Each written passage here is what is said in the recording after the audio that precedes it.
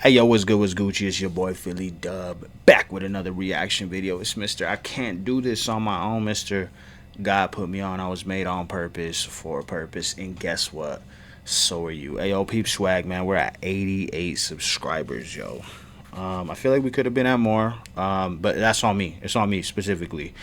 You know, I got my short stuff fixed, so we're Gucci. So I'm gonna go ahead and start dropping more shorts, but I actually wanted to ask all y'all, again, what are you grateful for, right? I'll go ahead and start off.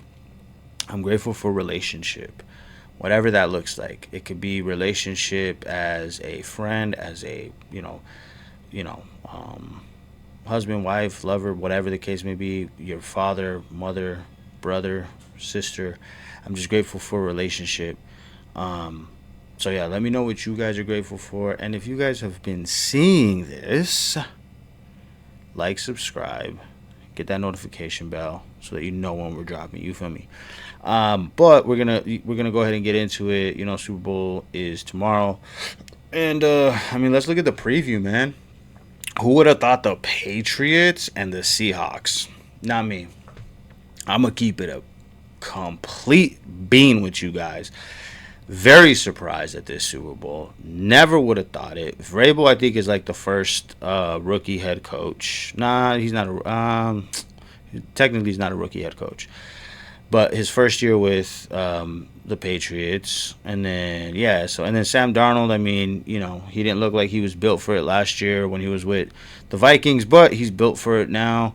Shout out to him. Shout out to both teams. They did their thing. But yeah, let's go ahead and check out the preview and see what's Gucci. You are.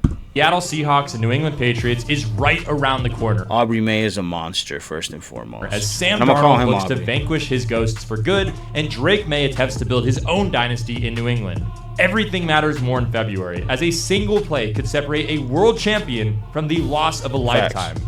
Just like the last time these two teams met on this stage, the game could come down to an X-Factor player making the signature play. Yeah, but you know what? My boy Marshawn should have, he should have took that. This is crazy. This was absolutely nuts. Play. Pass is intercepted at the goal line by Malcolm Butler. Crazy. Who would have thought? Nobody. Not me. Let's go over the top X-Factor candidates from each side of the ball on both teams based on matchups and next-gen stats data. Seattle Seahawks rookie Nick Emenworry has been getting a lot of attention recently for his instinctual and athletic ability, which has helped transform Seattle's defense. Emenworry plays a hybrid safety role bouncing between a slot corner and a linebacker. He is a Frankenstein player comprised of multiple skill sets and has helped bring Mike McDonald's mad scientist defense to life. He has enough speed to cover pass catchers, but also enough power to blow through blocks and apply pressure on the quarterback. We can see Emenworry's freakish capability here as he's lined up at strong safety covering Puka Nacua in the slot. As Puka breaks on this quick out, Emenworry is able to beat him to the ball and force his incompletion. The defense is always in a reactive position, so how on earth did Emenworry even get to the ball here first? His skill set offers the perfect disruption for offenses as he's become what Kyle Hamilton was for McDonald in Baltimore when he's the defensive coordinator for the Ravens. While Emenworry might be the agent of chaos on Seattle's defense, there's another game-changing X-Factor that pulls the entire unit together. He doesn't always garner the same superstar recognition compared to the other leads at his position, but Leonard Williams is a menace and the anchor of the Seahawks defensive line. The difference when Leonard is on the field versus off the field is startling. When opposing teams are throwing the ball, with Williams off the field, Seattle allows an average EPA per pass of 11.6. That's crazy. When Williams is on the field, that EPA drops to negative 111.6. That's crazy. Seattle's defense had the 49ers offense scrambled in the divisional round. Here is one of a few examples where the Niners didn't double team Williams, and he's going to make him pay for it. He's going to get off the snap in 0.79 seconds, and he's going to bend outside the 49ers guard, but inside their tackle in order to break contain. And yo, I'm not even going to hold you guys for real like that. I was not looking at Seattle like that for real, but I know that their defense is crazy work. Absolute nuts. They're nut jobs over there. Drop Purdy immediately for a 14-yard sack. 4th and 2. Purdy in trouble and sacked. Leonard Seahawks take over. Williams is a slippery snake who slowly poisons offenses with his versatile ability to play all over the line. He is also equally disruptive in the run game, as Seattle allows a rushing EPA of -4.4 with him off the field versus -17.7 with him on. In the Seahawks Week 1 matchup with the 49ers, Williams quickly made his presence felt. Here the center is going to attempt to chip him, but Williams' speed is going to make it look more like a pat on the back, almost as if he's saying, "Hey, good job, you got past me, and for your prize, here's a free rushing lane to our running back." Seattle's defense is composed of dominant players who wreak havoc with their extraordinary ability. Hey, is Bobby Wagner on the squad? Or is he still with the Commanders? Because he'd be sick right now. However, the Patriots have some offensive players Shout out to with Bobby extraordinary ability as well. Rookie running back Travion Henderson has been a secret weapon for the Patriots this season, as they use him mostly as a reserve option with massive upside. His usage has fluctuated throughout the season, with his highest snap count percentages coming during weeks 9 through 12, the 3-week window that Ramondre Stevenson missed. In that 3-week span, Henderson displayed his full ability for New England, scoring 7 total touchdowns and racking up 330 total yards. Stevenson's return relegated Henderson primarily to a changeup back. However, he has the big playability and breakaway speed to become a game changer at any moment. In their round 2 matchup against the Buffalo Bills in week 15, he's on the Commanders. Henderson exploded with Henderson's a dog, 148 too. yards and only 14 carries. Here, the Patriots are in an I formation with Henderson as the lead in the backfield and Westover at fullback preparing to act as the lead blocker. This formation has the Bills preparing for a run, as they're going to load the box with 8 defenders. And the Bills are going to match this play perfectly, as the Patriots run their toss play, but Buffalo is going to completely clog the line and make this film look like it's produced by A24 because it's just bodies, bodies, bodies. Henderson is going to see the traffic, attempt to stall his feet, and end up getting knocked by his own teammate. However, where most backs would have gotten swallowed by the wave of defenders, Henderson is able to bounce off it like a pinball, and with Drake May as his lead blocker, burst up the field for a 65-yard tutty in the opposite direction. Henderson bounces away, and Henderson is off to the races. Look at May. Does he have another one in him? May sprung it. He does. Touchdown. Goodbye. May doing that is crazy. Henderson's blend of vision, body control, and speed consistently set him up in favorable positions, and against Seattle, his impact could be massive. The Seahawks aligned in a split safety look on a league-high 78.3% of their snaps. Against this look, Henderson leads the team with 68 carries for 319 yards and 2 touchdowns. His 55.9% success rate against split safety looks is the highest in the league among the 48 running backs with at least 50 carries. So while he might get limited touches, at any point, he can go from Henderson to Hender gone. He's going the distance, and he's gone. When drawing attention to potential game-changing players, we'd be remiss to not shout out both teams' special returners. While also being the Patriots' lead slot corner, Marcus Jones is one of the most electric punt returners in the league. Jones leads the league in punt return yards over expected and has recorded 420 yards on returns alone this season, Damn, with that's 2 crazy. additional touchdowns. Got the 12, and he squeezes out of it. Marcus Jones down the sideline. Blockers in front, past the punter. He ain't Devin though. He ain't Devin though.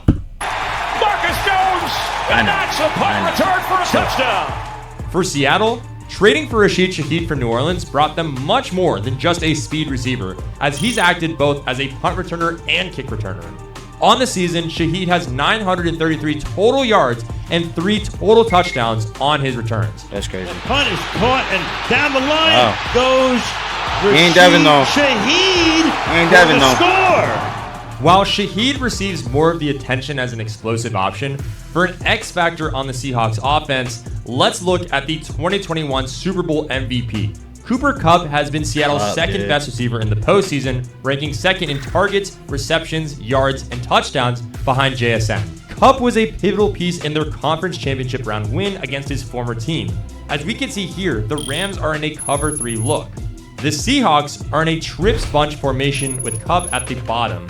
One of Kupp's best attributes as a receiver has always been his ability to stay patient and find the open zones. Seahawks offensive coordinator Clint Kubiak is going to attempt to utilize that skill set as he dials up a double dig route concept from JSN and Kupp here, while Shaheed attempts to clear out the safeties over top. As JSN draws the linebacker and Shaheed draws the safety, it opens up this zone perfectly for Kupp, who is going to smartly sit right inside it instead of carrying upfield into the coverage. This allows him to manipulate the space, banana split all the defenders, and truck into the end zone for a 6-point ice cream sundae. 6 points. Done a great job. This dude is cheesy, man. I like it. It's in. Word to the. You heard? On defense, the Patriots have been utilizing more man coverage in the postseason. Look, all I'm saying, if Bo Nix was in that game, completely different outcome. I truly, truly believe we'd be seeing the Broncos. Jumping up 7% during the playoffs. Say I'm wrong. Despite Kupp recording his lowest target rate against man coverage since at least 2018, he's recorded his second highest catch rate against it in that same span, which is the 11th highest among all wide receivers in 2025 with at least 15 receptions. One of the Seahawks' most crucial plays in their NFC Championship win was on 3rd and 7 with 3 minutes and 20 seconds remaining. Up by 4 and looking to continue draining the clock, Kupp is going to run a drag route out of the stack formation against man coverage. He is going to immediately put Durant in a trail position and do just enough to reach over for the first down marker. But I mean, still good. Kupp's flexibility within zone and man coverage, along with his Super Bowl experience, gives him a huge advantage against the Patriots on the biggest stage. In a postseason that featured the Texans, the Broncos, the Chargers, the Rams, and of course the Seahawks, the New England Patriots defense wasn't provided perhaps the necessary spotlight they deserved. But in their 3 postseason affairs, they've been the best defense, allowing only 209.7 yards per game and 3.3 yards per play, both the lowest marks among all postseason teams.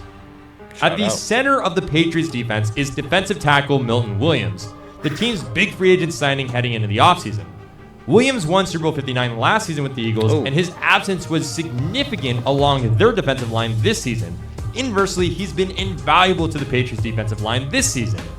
Part of what makes Williams such a vital piece to the Patriots defensive line is his speed at the position. On this play against the Titans, Williams gets off the ball in just over a second and walls off 2 separate Titans linemen, pushing each off with one hand before ripping through protection completely, yelling, "Oh yeah!" in a Kool-Aid Man style breakthrough. Bro, come on, bro. That was good. Hey, you know what? Bring the cheesiness out. Cam Ward had no chance to bite on any target before being forced to drink a cold, refreshing sack smoothie. Williams and the Patriots defense has excelled when generating pressure in the playoffs. Across the 48 pressures they've caused in the postseason, they've recorded twice as many sacks as completions and allowed only 2 first downs. The Patriots defense generated a 39.2% pressure rate with Milton Williams on the field compared to just a 33% when he was off it. Part of what makes Williams so dominant is his deep bag of pass rush moves. Against the Chargers, Williams displayed plenty of different techniques. Here, Williams uses more of a finesse move, as he's going to sideswipe the Chargers center Bradley Bozeman like a bad Tinder match, and once he rejects Bozeman, he's going to bounce off Zion Johnson and literally boost himself into a 9-yard sack. Earlier in the game, Williams is going to opt for more of a straightforward pass rush move, going with a bull rush, as he simply just drives Zion Johnson into Herbert's lap before tripping him down with one arm. Ultimately, both teams support plenty of talented players who could make game-altering plays at any moment. The game will come down to who is truly ready to handle the bright lights and big stage. Based on next-gen stats data, these are some of the top candidates who could jump out. For even more insights on the Super Bowl matchup, check out the NFL Pro All-22 preview article on NFL.com. This video featured the use of NFL Plus Premium. With NFL Plus Premium, get access to NFL Pro and track advanced analytics powered by next-gen stats and watch all 22 film. NFL Plus Premium is available on desktop and mobile web. All right, so let's keep it a bean, though, right? Like, is this a... The real question is this a... for sure win, right? What do you guys like? I think that, you know, Seahawks defense is crazy, but obviously seeing this, that the Patriots defense has been nuts. So this postseason is crazy. I don't think it's spotlight. Maybe what I would assume it comes down to like a play or two. Are y'all gonna watch it? I know that talking to some people, you know, they're just like, I mean, it doesn't have it's Drake May, right? Like, who's Drake May, right? First and foremost, he had a great season this year. Sam Darnold's been like hey, I went to the Jets, went to the Panthers, went to the Vikings. Now I'm at Seattle. Like, it's not like what we're used to, the Jalen Hurts, the Patrick Mahomes, the Joe Burrows, right? Like, it's Sam Darnold and Drake May. Granted, I understand that, Sam Darnold has done his thing this year, and he did his thing last year too, but he just the conversations never involve these players, I guess is what I'm saying. Defense seems cool. I think it'll be an extremely defensive battle. I think it'll probably be a low-scoring game. If it's a high-scoring game, I'd be very surprised just because of how dominant the defenses are. But, I mean, we going to see. You know what I'm saying? We going to see. Are y'all going to watch it? One. Who y'all going for? Who do you think? You think it's going to be a for sure win? You think it's going to be like a smash and dash type of situation where it's like, hey, it's like 42-21,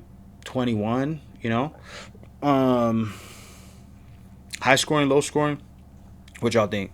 Let me know. I'll see y'all on the next one. Peace.